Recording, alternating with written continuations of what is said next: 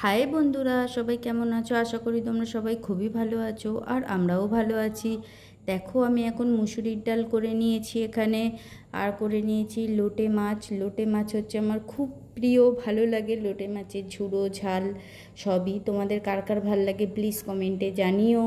আর আমার আজকে জন্মদিন, সেই জন্যই জন্মদিনের স্পেশাল কী কী খেলাম, কী কী করলাম সব কিছুই তোমাদের সাথে শেয়ার করব, কারণ তোমরা আমার ফ্যামিলি হয়ে গেছে এখন, তোমাদের সাথে তো না শেয়ার করে কিছুই থাকতে পারি না, সেই জন্য। আর তোমরা ভিডিওটা দেখতে থাকো, পুরো পুরো দেখার পর যদি ভালো লাগে তবেই লাইক কমেন্ট শেয়ার সাবস্ক্রাইব করে আমার পাশে থেকো। আর যারা আমার ভিডিও দেখো, আমার চ্যানেলকে সাবস্ক্রাইব করেছো, তাদের অনেক ধন্যবাদ এইভাবে পাশে থাকার জন্য। আর এই দেখো, ভাত, ডাল, লোটে মাছ, আর করেছিলাম লাউ দিয়ে ডালের বড়া, মানে বড়ি দিয়ে। তোমরা নিশ্চয়ই খেয়েছো বড়ি দিয়ে, লাউ দিয়ে। আর যারা খাওনি একবার করে দেখো, ভালো লাগবে। আর নিজের জন্মদিনে নিজেই কিন্তু পায়েস বানিয়ে নিলাম। জন্মদিন তো ঠিক আছে, এই সুযোগে ভালো মন্দ খাওয়া হয়ে যায়, সেই জন্যই।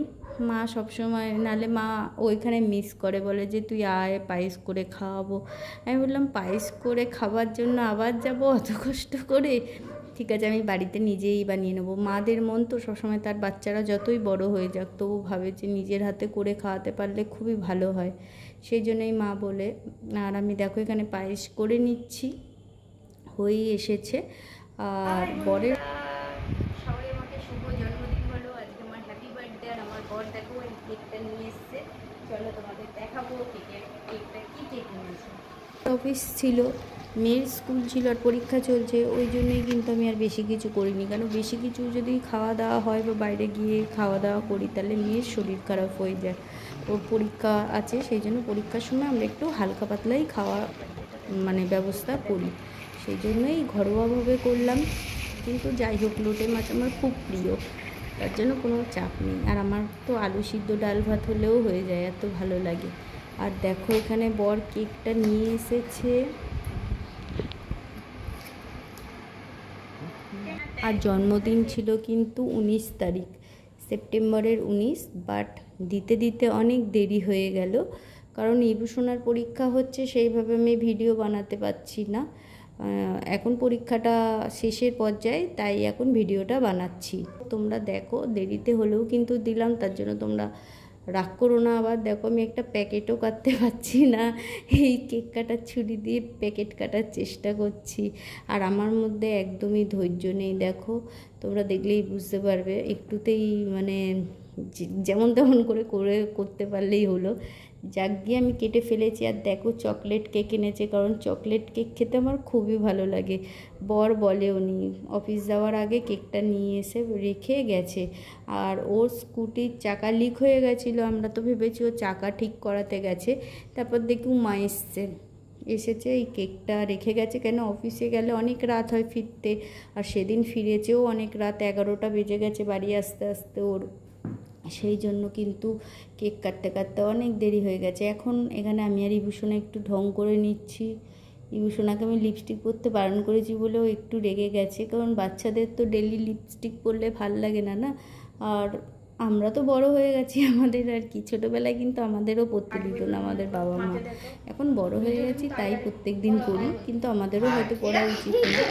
আর দেখো, আমার শাশুড়ি মা কিন্তু আমাকে 200 টাকা দিয়েছিল কিছু কিনে নেওয়ার জন্য, মায়ের কাছে খুচরো ছিল না।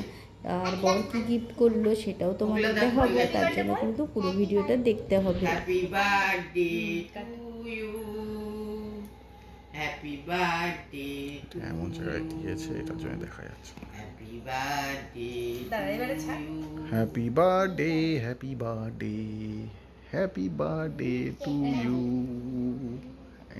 ঠিক আছে ঠিক আছে, না খালে ভিডিও করবো কি করে? ভালো কেকটা ঠিক আছে, অফ করি।